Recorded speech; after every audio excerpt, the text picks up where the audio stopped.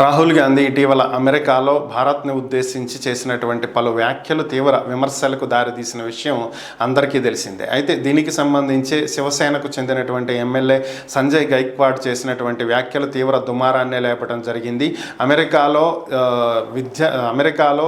భారత్కు సంబంధించి రిజర్వేషన్లు రద్దు చేస్తున్నాము అని చెప్పి ఆయన ప్రకటించడం కాంగ్రెస్ విధానాలను ప్రస్ఫుటింపజేసేలాగా ఉన్నాయని, రిజర్వేషన్ల పైన విషం కక్కుతున్నటువంటి పార్టీ కాంగ్రెస్ పార్టీ అని, ఈ విధంగా రాహుల్ గాంధీ చేసినటువంటి వ్యాఖ్యలను తాము తీవ్రంగా ఖండిస్తున్నామని, ఎవరైనా సరే రాహుల్ గాంధీ నాలుక కోసినట్లయితే వాళ్లకు 11 లక్షలు బహుమానం ఇస్తాను అని చెప్పి ఆయన తీవ్రమైనటువంటి వ్యాఖ్యలు చేయడం జరిగింది. దీన్ని విపక్షాలన్నీ ఖండిస్తున్నటువంటి పరిస్థితి.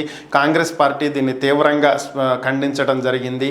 అలాగే శివసేన మిత్రపక్షమైనటువంటి బీజేపీ కూడా దీనికి తమకు సంబంధం లేదని, దీన్ని ఇలాంటి వ్యాఖ్యలను తాము ఆహ్వానించము అని చెప్పి బీజేపీ కూడా తప్పుకున్నటువంటి పరిస్థితి.